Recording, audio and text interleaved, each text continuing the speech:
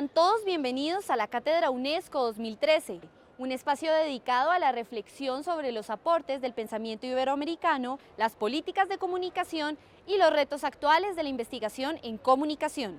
Hoy daremos inicio al seminario Comunicación Digital Transmedia con las invitadas Olga Cero y Gabriela Díaz. Bienvenidos. Olga, muchas gracias. Les agradezco mucho por estar acá. Gracias. Les cedo la palabra.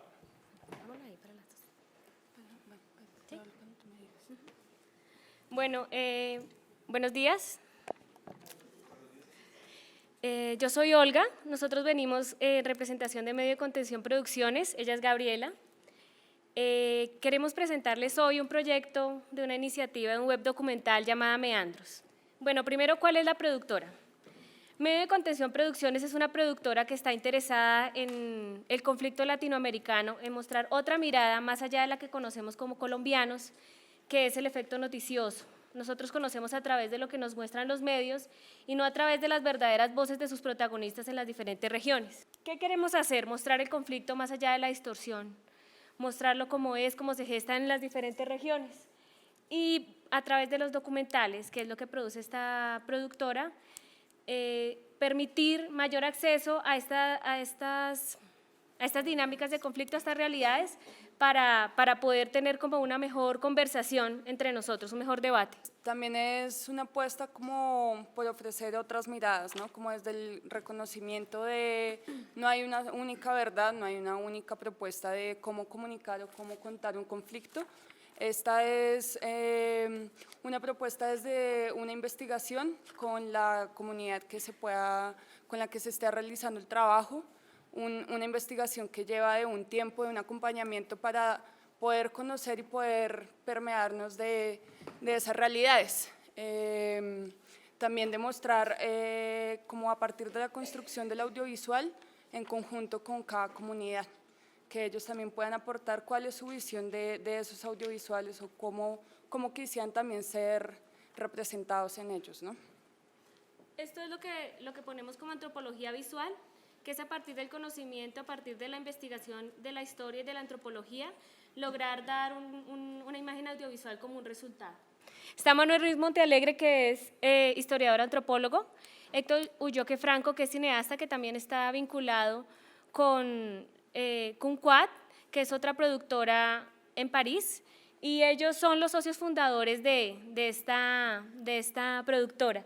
Y acá estaríamos nosotras, Gabriela Díaz Montealegre, que es antropóloga, es fotógrafa. Ella también tiene sus productos documentales, que hay unos en desarrollo, otros que se están gestando hacia el web documental. Y pues yo, Olga Cero, desde la comunicación y desde el diseño gráfico, que hemos venido trabajando en el desarrollo del web documental Meandros Doc y en otros proyectos posteriores. Bueno, ¿cómo se generó Meandros?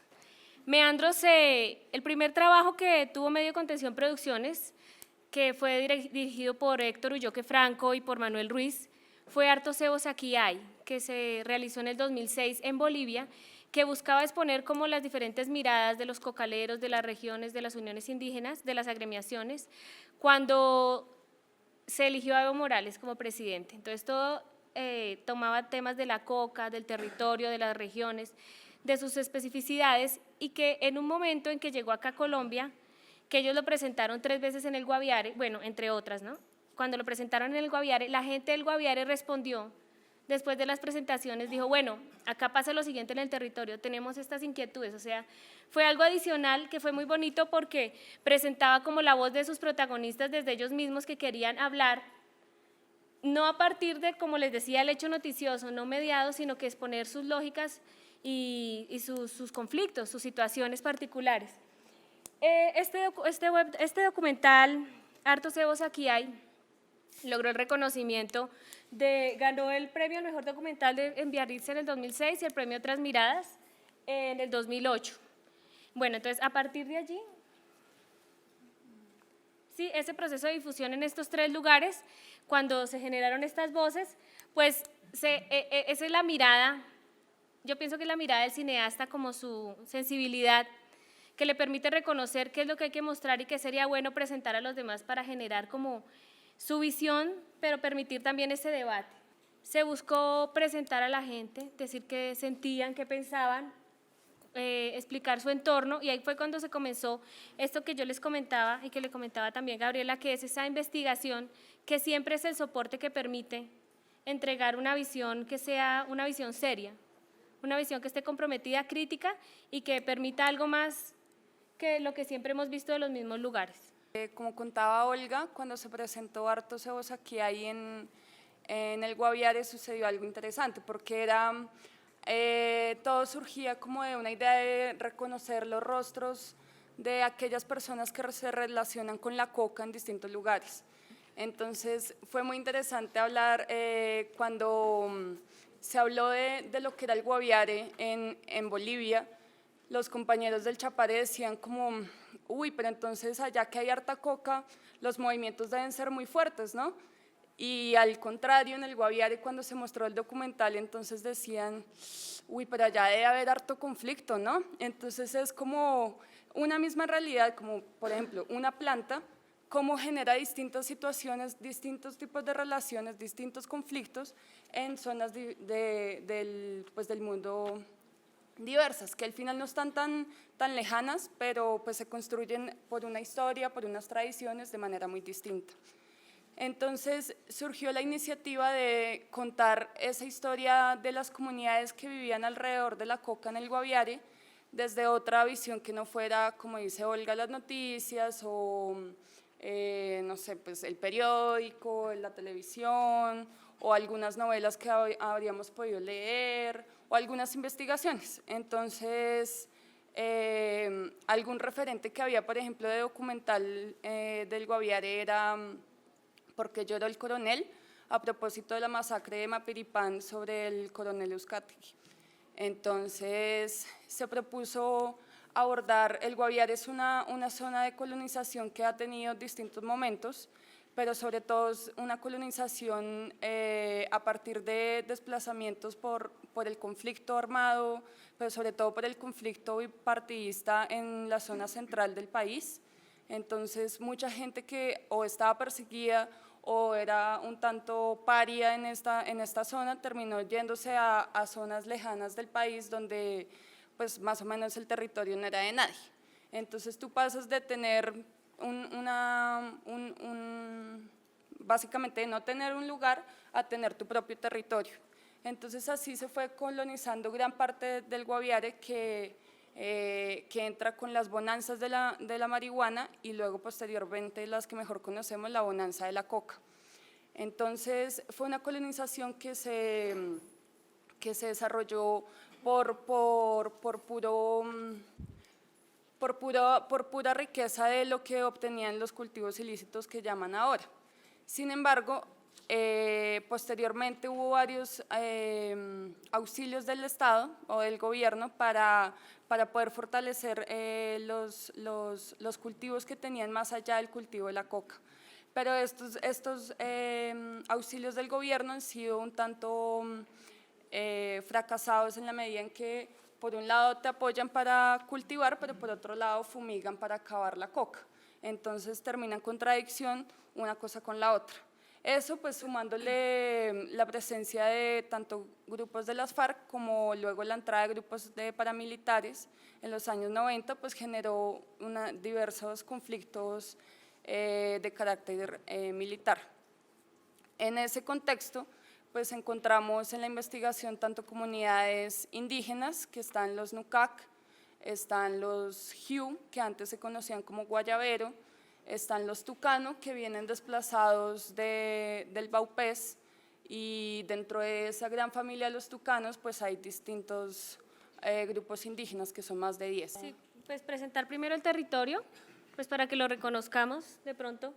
Este territorio es el 8º departamento más grande, pues tiene muchos ríos y tiene cuatro municipios que son los principales. Para reconocer que es un lugar selvático, pues que es un lugar que está muy cerca, está en la región del Amazonas, y quería hacer un comparativo con Bogotá, pues para que tuviéramos una concepción. Allá hay 52.000 kilómetros cuadrados y 2.3 habitantes por kilómetro cuadrado. Acá en Bogotá hay 1.500 y somos 4.800 habitantes por kilómetro cuadrado. Entonces, para que tengamos en cuenta la extensión de qué es el territorio del Guaviare.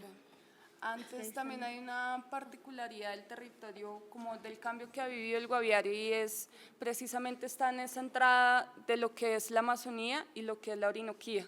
O sea, colinda con el Meta y con lo que sería Casanare, Arauca, que viene de todo el Orinoco, pero colinda también con el Baupés y para abajo, pues Caquetá, Amazonas, que sería toda la Amazonía. ¿Eso que ha generado? Que la entrada de la ganadería y posteriormente la palma sí. Entonces, ha generado que la colonización vaya devastando la selva. Entonces, lo que antes se reconocía en el Guaviare como una selva tupida, ha sido tumbado.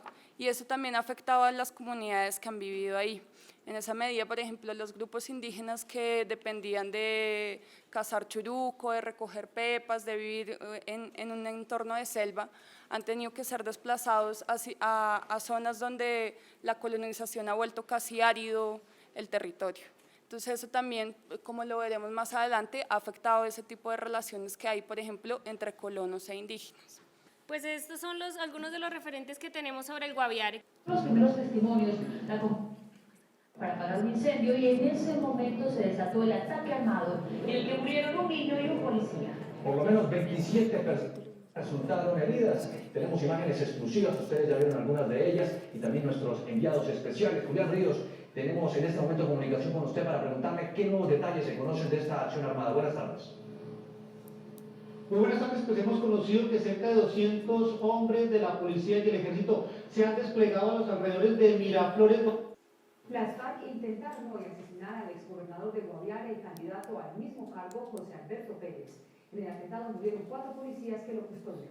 Dora Mujer. María Cristina, el candidato, está herido en San José de Guaviare, aunque algunas informaciones iniciales señalaron que había sido secuestrado por los guerrilleros y posteriormente rescatado. La policía aclaró esta noche que el propósito de las FARC era asesinarlo. Entonces, pues lo que nosotros siempre conocemos es que hay un conflicto, que hay una gente allá que por qué no se va, que por qué sigue ahí, que por qué se deja como, que por qué tiene esos problemas y no se van, o sea, por qué siguen allí con tanto problema alrededor del narcotráfico y que nosotros no logramos a comprender desde estas zonas como centrales de Bogotá. Hay unas lógicas dentro de Meandros que fueron las que permitieron como organizar el relato, ¿sí? El relato del documental y más adelante del web documental. Entonces, ahí sí te pediría, Gabriela, pues lo que ya nos había adelantado un poco, sí, de qué era la colonización y qué fue lo que pasó en ese momento. Pues sí, es básicamente una tradición que surgió, digamos, en toda la zona suroriental del país, que viene desde la tradición de las caucherías, y es una economía a partir del extractivismo. Duró durante la época de las caucherías, que podemos remitirnos a la vorágine, a investigaciones de distintos observadores internacionales que viajaron tanto en Colombia como en Perú, y que dieron a conocer cómo alrededor de la esclavitud, tanto de indígenas como de africanos pues ya residentes en América, se extraía algún material de la naturaleza y era un material que generaba grandes ganancias. Igualmente sucedió con el tigrillo, igualmente como les comenté ahora, pues sucedió con la marihuana y posteriormente con la coca. Eso generó toda una cultura como de una gran ganancia sin un tanto de esfuerzo o de un bien que todo el mundo que llegó al Guaviare llegaba con el sueño de la coca.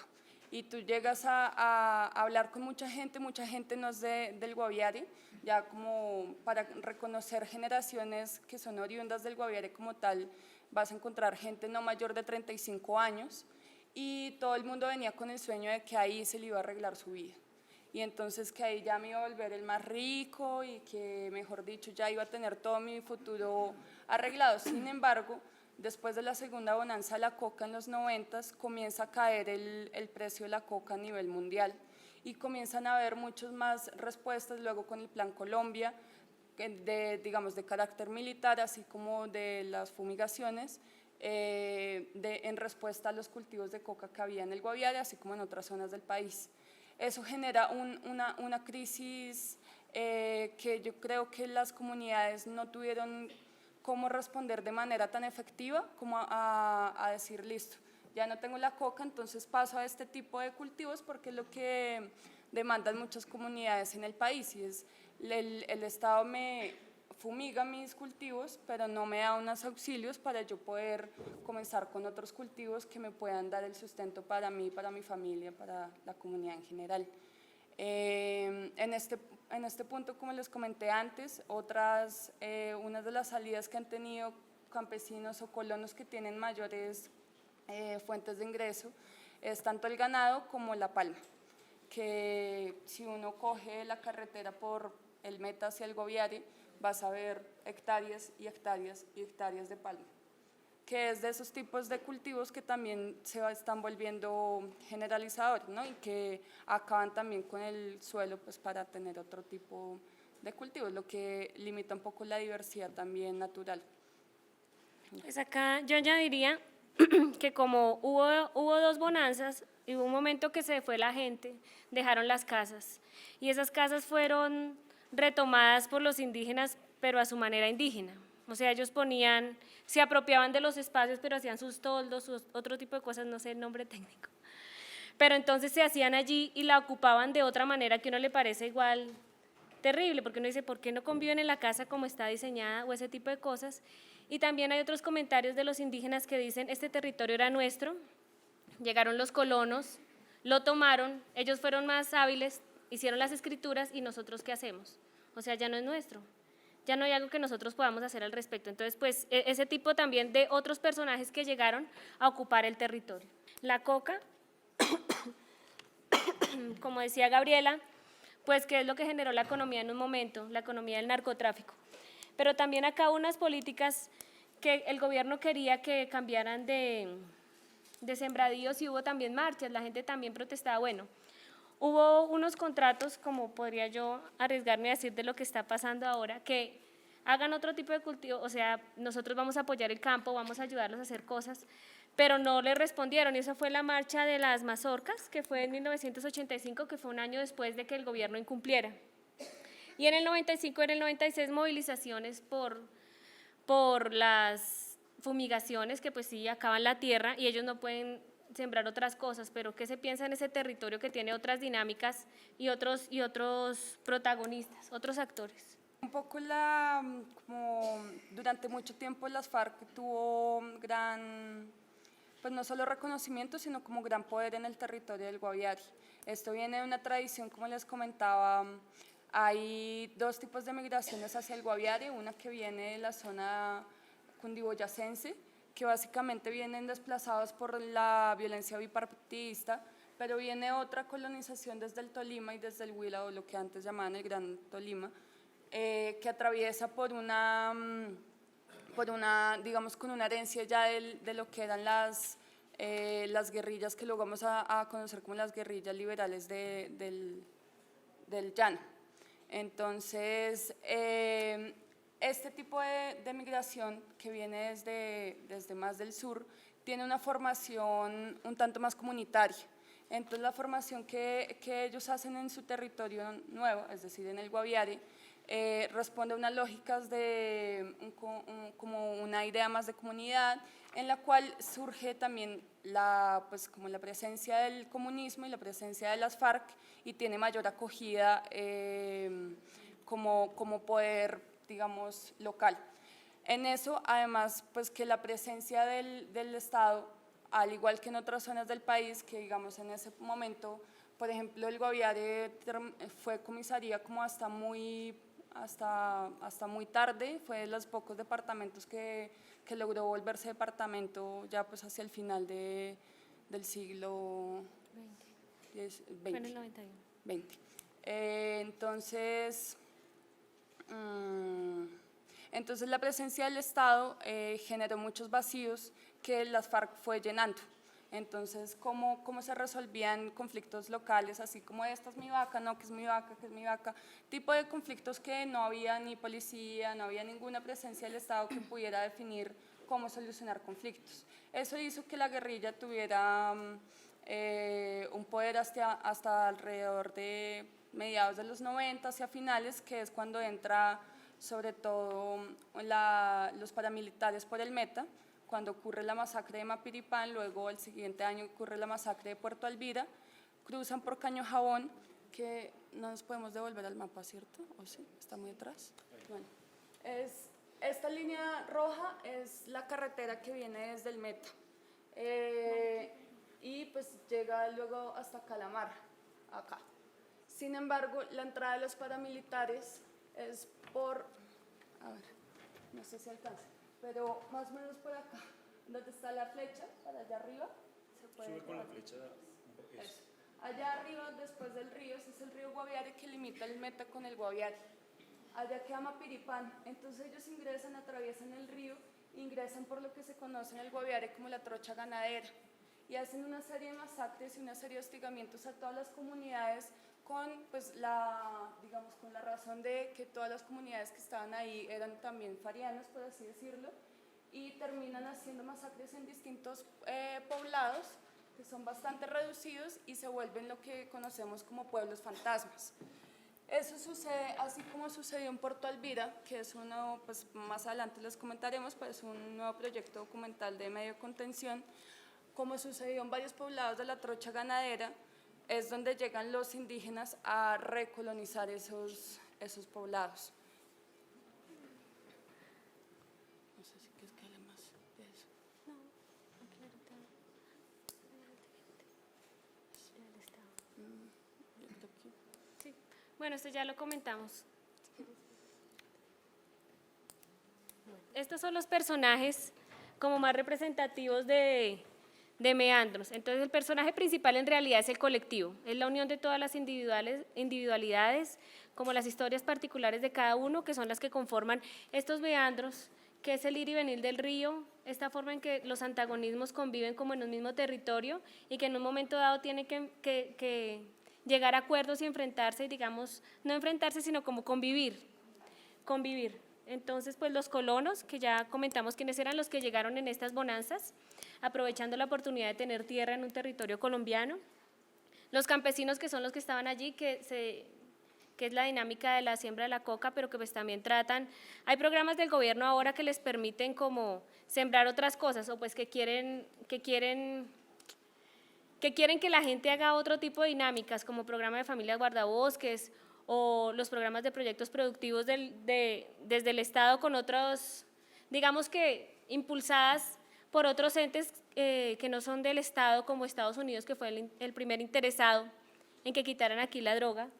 El pueblo Nucac, que pues ahora tiene otras dinámicas, ellos están viviendo en este momento, pues cuando se hizo el documental, en una finca que era del alcalde, porque ya ellos tienen cierto tipo de problemas y los colonos se quejaban que ellos entran a sus territorios porque ya los territorios tienen nombre, o sea, si sea una reserva Nucac, ellos se están moviendo porque ellos eran un pueblo nómada que ahora se ha obligado a ser sedentario, ¿no? Y que pues Gabriela me comentaba algún día que ellos ya van al pueblo a tomar cerveza, tienen otras dinámicas que antes no tenían como un pueblo indígena. Y el pueblo guayabero, que es pues otro pueblo indígena, que era lo que nos comentaba ahorita Gabriela, que ya ahora también ha sido modificado por el territorio. Bueno, ahora sí el web documental. El documental se lanzó, pero sus creadores tenían la necesidad de llegar más allá. Entonces ya con Hartos Evos Aquí Hay se había hecho lo tradicional que se hace con un documental, que es hacer una página web, hacer un afiche, pues hacer un press kit, ese tipo de cosas que se usa para promocionarse sobre todo en los festivales, pero que no, digamos, cosas de este tipo. Pero digamos que ellos querían llegar a un público más amplio, hicieron la página web, pero la página web era lo mismo, o sea, era narrar lo mismo de Hartos Evos Aquí Hay, las mismas cuestiones, poner un mapa, poner dónde estaba situado, pues para que un público que no fuera latinoamericano supiera dónde se encuentra, incluso un público colombiano, porque uno muchas veces olvida partes de su territorio. Sí, es otro tipo de presentar este viaje. Si ustedes ven, acá se colocó como el territorio, pero se colocaban los personajes en los diferentes lugares y se buscó colocar lo que siempre se coloca, que digamos son la ficha técnica, la sinopsis, el tráiler, notas del director, screenings, que es como la hoja de vida del documental. Pues acá presenta unas selecciones de pronto cosas que no están en el documental como tal, pero que acá están recortadas de otra manera, editadas para mostrar como las partes de lo que son ellos, o sea, sus propias narraciones, pero este se quedaba corto. O sea, el director sintió, y en general los creadores, que no era como lo que querían lograr. Entonces, un web documental no solo es la mirada del cineasta y los actores normales que están en un documental, como el productor, como el sonido, como el director de arte, sino que también incluyen a otros protagonistas, a otras personas que vienen a articular los relatos y cómo narrar y cómo lograr presentar otro tipo de cosas que no sea lo mismo. Entonces, digamos que yo participé desde aquí, en el web documental, desde esta iniciativa, pero lo que ellos querían era generar como otra pieza que no fuera la misma.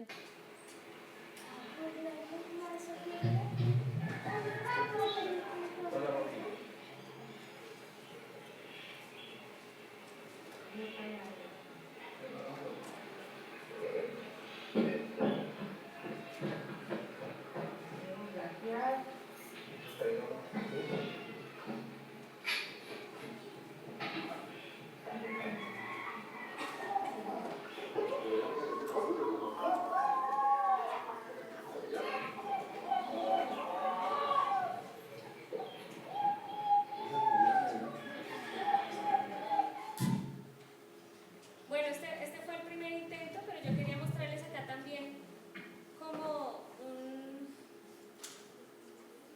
del documental en sí, una parte. ¿Por qué los profesionales nos han invadido las tierras?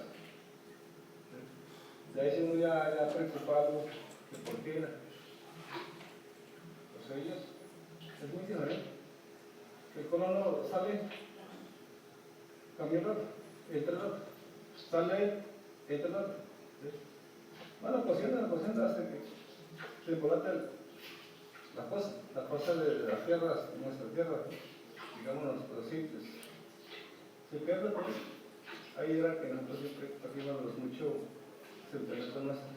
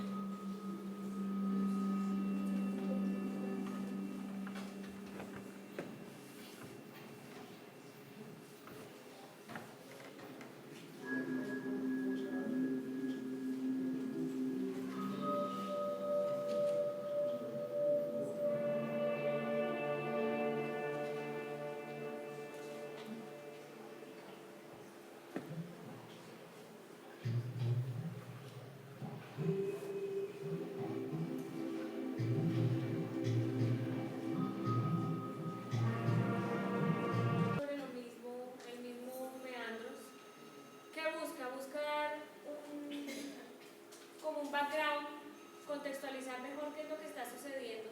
Entonces acá tenemos otro tipo de cosas que se presentan. Está también el viaje, ¿sí? Están los personajes. O sea, si nosotros acá revisáramos cada uno de ellos tiene su voz como un abstract.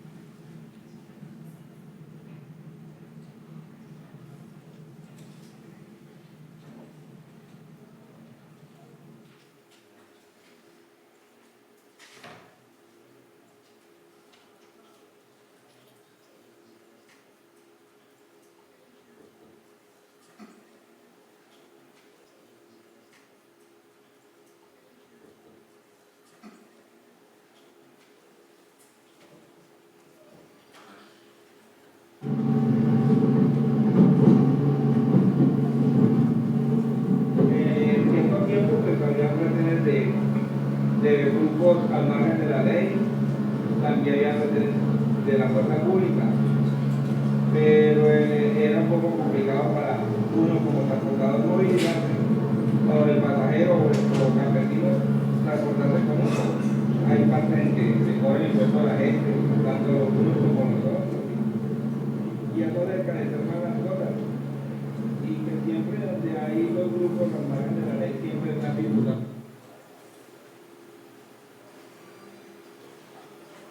Y está como lo usual que puede ser la sinopsis. Ya, o sea, uno puede tener un acceso al documental, ¿sí?, desde el punto de vista de lo que su creador quería que se presentara, pero también la novedad es que acá nosotros podemos acceder a este mosaico del territorio más completo.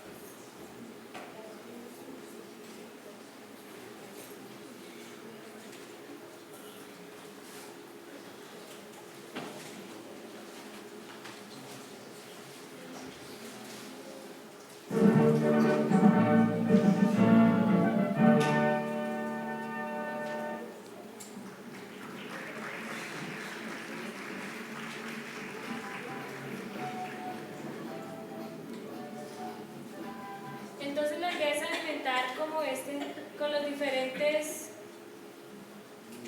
sí, nos muestra dónde están sembradas las cocas, dónde se da las fumigaciones, y como un aspecto cultural que nos daría idea de lo que está ocurriendo. O sea, la idea es que yo desde cualquier momento cuando recorra este web documental tenga acceso no solo a la visión del artista, que digamos cuando uno hace un documental para ver el cine, el documental empieza y acaba en la película, es decir, en ese ejercicio, pero acá continúa.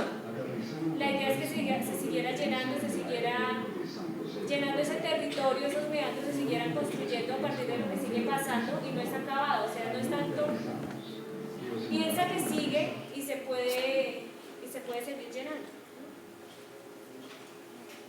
Ese es el segundo intento. Pues la idea se quedó corto en muchas cosas de seguirlo llenando, porque siguieron surgiendo nuevos proyectos de medio de contención y producciones, y pues eso es lo que quisiera que Gabriela nos comentara ahora de lo que sigue pasando con la productora.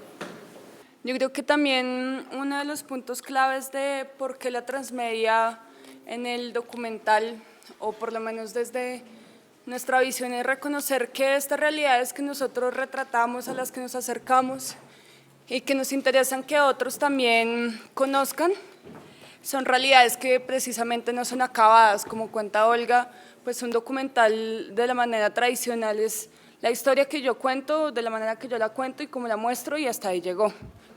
Evidentemente, luego se puede complementar con otro tipo de materiales. Sin embargo, lo que permite un webdoc o un documental presentado como en la onda transmedia, busca también que haya mayor interacción, y que si bien cuando yo asisto a un documental tendré mi propia lectura del documental, lo que te permite la transmedia es que también yo puedo hacer mi propio viaje. En este caso, como planteamos la idea de un viaje, que es la idea de los meandros del río, entonces yo puedo, si me interesa más conocer cuál era el tema de los conflictos entre combates, masacres, entonces puedo viajar por ahí.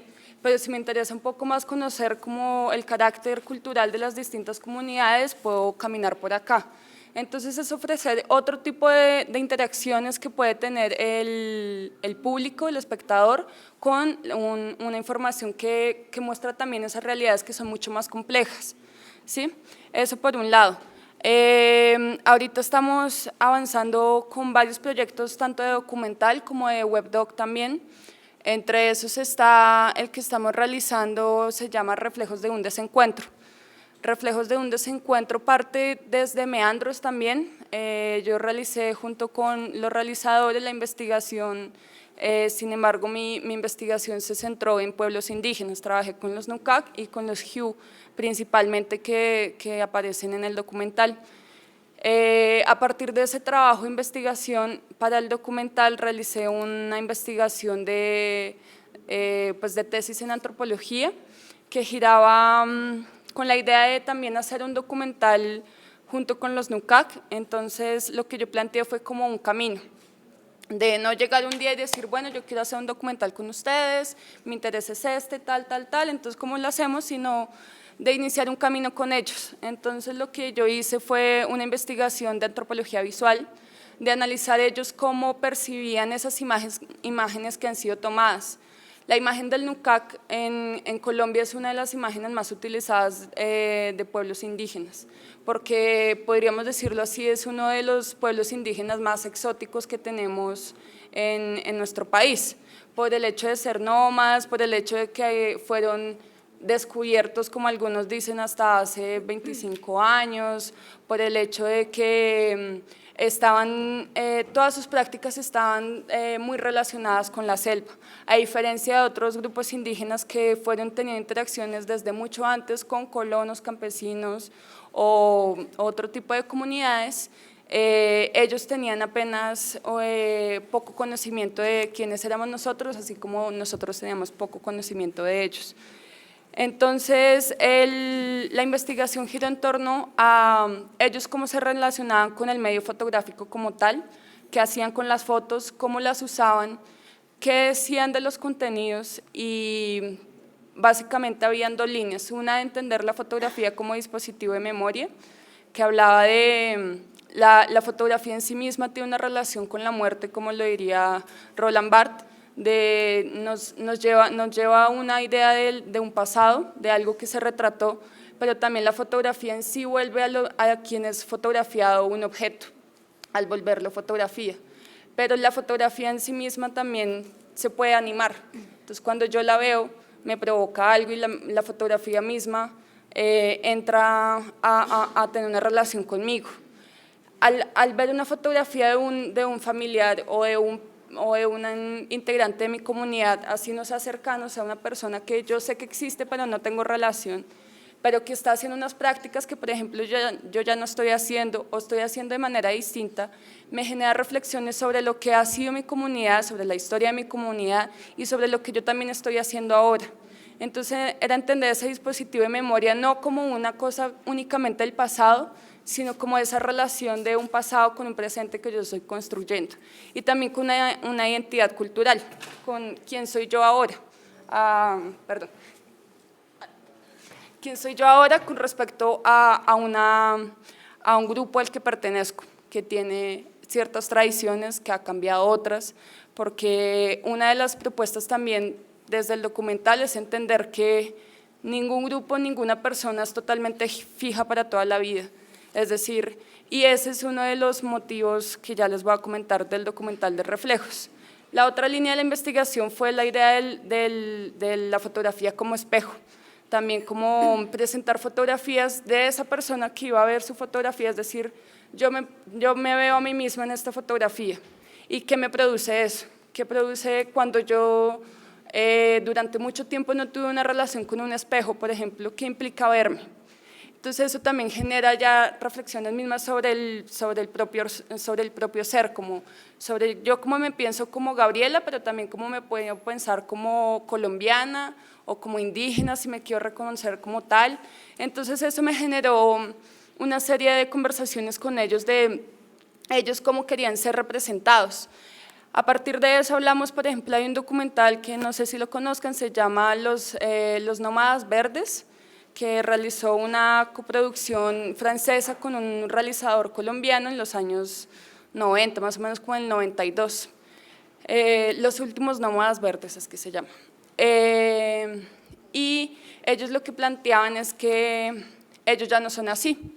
Evidentemente, los Nukak con los que trabajamos en Meandros, con los que trabajamos en Reflejos, con los que yo trabajé en mi investigación, es una comunidad que fue desplazada alrededor del 2006. Ellos vivían hacia esta zona, que es una de las mayores reservas naturales indígenas, sin embargo es también de rutas rutas de comercio de la coca. Entonces, pues como ya lo hemos comentado, pues eran territorios que eran de mayor interés tanto para el ejército como para las FARC, como para los paramilitares. En esa entrada de los paramilitares que les comentaba hace un rato por la trocha ganadera, fueron entrando y teniendo mayor contacto con los Nucac. Eso les implicó desplazarse a San José del Guaviare, que es la capital, y fueron ubicados temporalmente como una solución en esta finca que se llama Guabonita.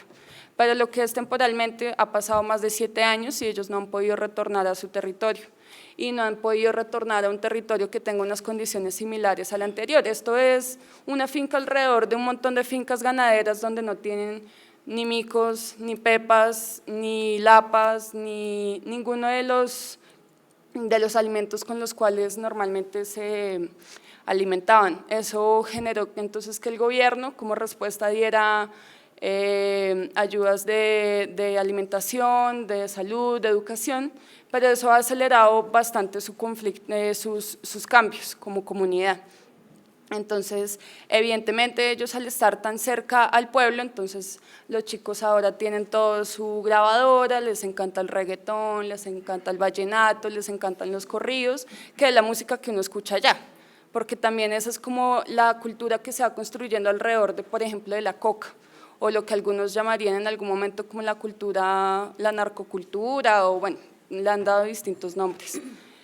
Entonces, a partir del ejercicio de la investigación, ellos decían, nosotros ya no somos así, nosotros hemos cambiado, nosotros queremos que nos representen de otra manera. Ahí surgió la idea de realizar Reflejos de un Desencuentro, es un documental que aborda esas relaciones que tenemos miembros de distintas culturas, es decir, los Nucac y funcionarios del Estado, en este caso representados por la promotora de salud, que es una mujer que nació en el Guaviare y pues ha crecido en distintos poblados del Guaviare, el profesor, que es otro indígena que viene del Baupés, que es guanano, y otros funcionarios que entregan alimentos. Asimismo, como la relación que yo como realizadora y pues como investigadora había establecido con ellos. Entonces, Reflejos de un Desencuentro habla de esos encuentros o de ese desencuentro que siempre lleva a un encuentro, es decir, yo me conozco con otra persona que es distinta a mí, cómo me relaciono con alguien que es diferente a mí, yo cómo acepto las diferencias, peleo, discuto o las acepto bajo la cabeza, las conversamos, es como un ejemplo muy local, muy específico, pero que habla de una situación totalmente global, que nos toca a todos, así como nos toca entre, no sé, un personaje de derecha y un personaje de izquierda, cómo se relacionan. Evidentemente los contextos son muy distintos, pero es hablar de cómo nos relacionamos con la diferencia. Entonces, Reflejos de un Desencuentro se rodó en mayo de este año y en este momento está en proceso de edición. Sin embargo, Reflejos va más allá del documental mismo. Hay una necesidad de abordar un proyecto transmedial donde se pueda invitar también a que las reflexiones que invita el documental puedan ser de interacción del público ya en la web. Entonces, lo que yo les estoy diciendo es esa problemática que yo considero global, de cómo nos relacionamos con otros, que también la podamos presentar en una plataforma que te genere otro tipo de interactividades y que te genere otro tipo de inquietudes. Entonces, es a través de la imagen, porque estamos por lo menos en nuestro contexto, en una comunicación totalmente visual. Por todos lados tenemos imágenes de distinto tipo, tanto audiovisuales como fijas, de gran tamaño, de pequeño tamaño. Nosotros mismos todo el tiempo sacamos fotos de nosotros mismos y las circulamos, pero también desde lo auditivo, por ejemplo. Entonces, para mí, como mi relación con ellos fue enfrentarse a una lengua totalmente desconocida y aprender a escuchar, aprender a no ser siempre el que yo hable, por ejemplo. Entonces ahí para mí fue muy importante el escuchar, porque ¿cómo aprendes otra lengua si no es, si no es escuchando y escuchando lo que te dicen y una y otra vez y otra vez y otra vez y que te enseñen? Entonces escuchar los cantos, escuchar cuando cantan de una manera o de otra te va a dar cuenta de si es un llanto por algo, por un sueño, o si es un llanto por una muerte, o si es un llanto por una pelea. Entonces también la propuesta de una narrativa transmedial es buscar desde distintos lenguajes, desde distintas plataformas, dar a conocer un complejo de unas relaciones, ¿no? Que al final también a lo que invitan es que quien acceda a ella puede acceder de la manera que quiera también, que no sea solo una visión dirigida por el director, sino que tienes tu posibilidad de construir también esa narrativa, de buscar invitar al público a que también construya ese contenido. Ese es un poco el proyecto de Reflejos. Pues yo quería cerrar de pronto comentándoles que hay un diálogo necesario, digamos, entre el creador, que digamos en este caso Gabriela lo representaría, y el grupo creativo que busca hacer ese web documental, porque digamos que en las conversaciones, ya como anécdota, se dan de este tipo, es decir, yo digo, bueno, pongámoslo de esta manera, ellos dicen no, porque eso quiere decir que habría un conflicto con ellos, estás dándole más protagonismo, digamos, a las FARC que a los colonos o cosas de ese tipo, que se dan ya como un discurso que uno a veces como diseñador gráfico tiene que conocer. O sea, yo no podría el equipo de desarrollo, que digamos uno plantear ese guión de cómo va a ser ese web documental sin tener presente qué es lo que quiere el director. O sea, siempre hay unas conversaciones y hay unas limitaciones de tipo técnico, pero también hay esas charlas de que hasta qué punto mostrar algo técnico que deslumbre, que haga otro tipo de cosas, vaya más allá de lo que quiere el director en cuanto al debate y se pierda como en la tecnología, ¿no? Esto que hablabas de los puntos de acceso, o sea, uno tiene que pensar siempre que aunque la gente tiene cierta libertad cuando hace uso en web documental, igual esa libertad, eso ya está programado, o sea, uno ya lo pone, uno permite hasta qué punto la gente participa. Digamos nosotros, este último desarrollo no tiene impedimentos para verse en diferentes plataformas, o sea, ese tipo de pensar que yo puedo alimentarlo más fácilmente con unas bases de datos y que va a llegar allí, que tiene otros puntos como de X y Y que se ubican en el espacio. O sea, son otro tipo de lógicas que se tienen que pensar.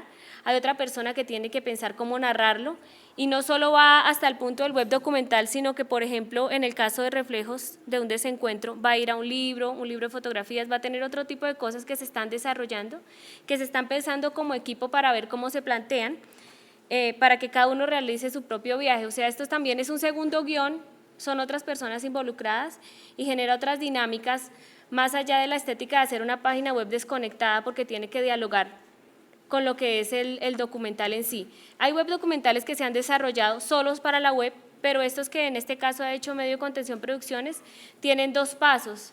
Primero se hacen como el documental tradicional, que es para ver en las salas de cine, y luego tienen esa ampliación para llegar a otras cosas. Y digamos que los otros proyectos ya tienen otras piezas que se han ido enriqueciendo, que es por la necesidad del director.